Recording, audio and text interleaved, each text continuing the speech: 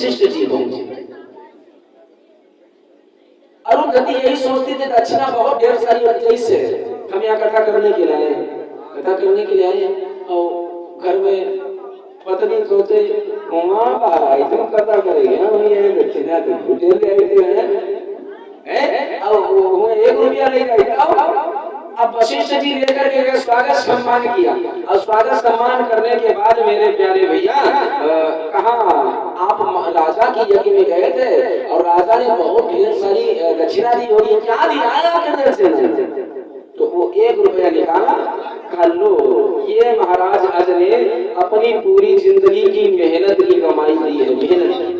अब वो 1 रुपया जैसे अरुंधति ने देखा, जैसे देखा अब उस 1 रुपये को इतनी तेजी से फेंका, इतनी तेजी से फेंका, वो 1 रुपया जाकर के महाराज अज की सीमा में लगा। जब महाराज अज की सीमा में जाकर के गिरा, धीरे धीरे धीरे धीरे कुछ समय हो गया मेरे प्यारे भैया। बिहारी प्रसाद देश की तरफ से 151 मुद्राओं का दान हो रहा है। 151 है। 51 लीजिए। अच्छा अच्छा, इसमें 51 लेना है, हमने कहा से बिहारी प्रसाद धुबियाना, बिहारी प्रसाद धुबियाना चल कर गया भगवान की सारी मनोकामना पूर्ण करते रहे, मंगल में बना रखे जय। अच्छा बोलिए गोविंद भगवान की। अच्छा समझ में आ रहा है बिटिया, तुम लोग हंसा ही लगे थे, पहली बात हमको समझ में आ रहा है ना? ठीक भेजा लगाया है मेरे प्यारे भैया। इतनी तेजी से फेंका वो महाराज अज की सीमा में जाकर गिरा। कुछ समय बाद उस 1 रुपये के ऊपर एक पेड़ होगा, पेड़ जब बड़ा हुआ उसमें सोने के मुकुट लगने लगे, सोने के मुकुट लगने लगे। महाराज अज को पता चला तो उन मुकुटों को तुड़वा करके, पेड़ से मुकुटों को तुड़वा करके अपने राज के खजाने में बंद करवा दिया।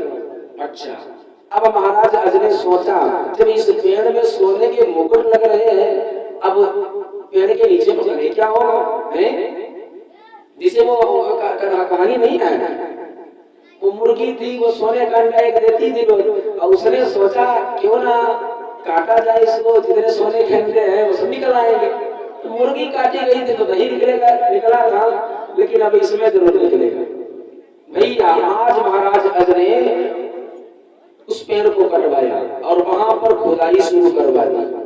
खुदाई जब शुरू की है, पहली बार जब खुदाई की है तो एक सोने का रथ निकला, एक सोने का रथ निकला।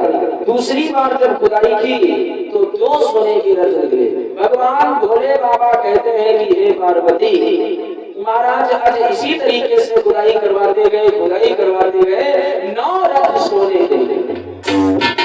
10वीं बार जब खुदाई की है तो एक सोने का रथ है, उसमें एक बहुत सुंदर खेलता हुआ बालक महाराज अज को मिला। बोली रामचंद्र भगवान की जय। महाराज अज के कोई संतान नहीं थी, बहुत प्रसन्न हो गए महाराज, बहुत प्रसन्न हो गए।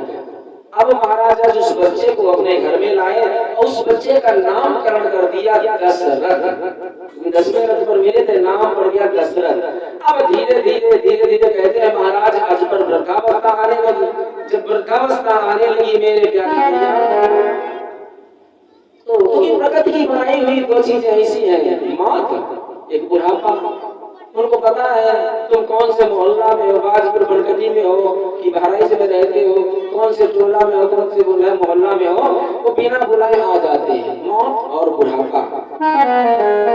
महाराज को लगा कि मेरे ऊपर तो वृद्धावस्था है। मानो बालों ने इनको एक संकेत दिया, एक इशारा किया कि बालों ने कहा सारे में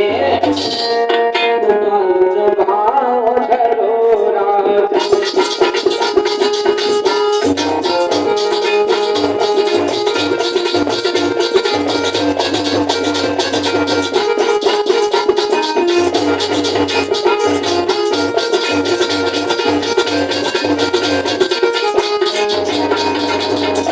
बालों ने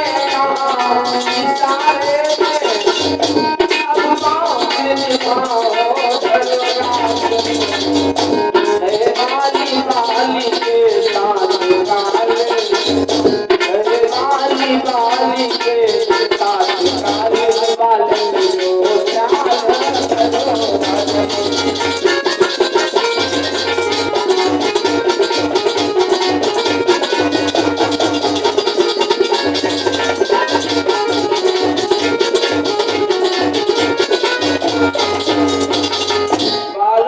कहा इशारे में अब बाल नभाव करो राजन, यह बाल बाल के साथ काल बालन को ख्याल करो राजन। तो आज महाराज अज मन में विचार करने लगे हमारे ऊपर वृद्धावस्था आ चुकी है।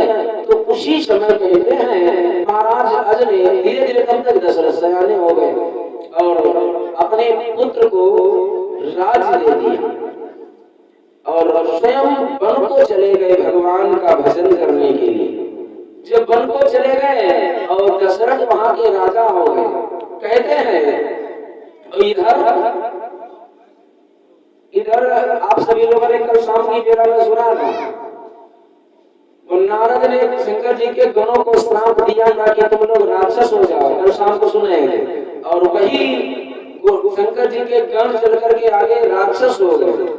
दो राक्षस बने, एक रावण और कुंभकर्ण। इसे तो तीन भाई हुए, ये रावण, कुंभकर्ण और विभीषण, तीन भाई हुए। और एक बार इन तीनों लोगों ने ब्रह्मा जी की बहुत कठिन तपस्या की। जब बहुत कठिन तपस्या की तो ब्रह्मा जी प्रकट हो गए और ब्रह्मा जी प्रकट हो गए, कहने लगे वरदान मांग लो, क्या मांगना है? क्योंकि राक्षस लोग तपस्या इसी करते थे, बहुत कठिन तपस्या करते थे। वरदान मांग लो। तो रावण कहने लगा कि हम काहू के मराई ना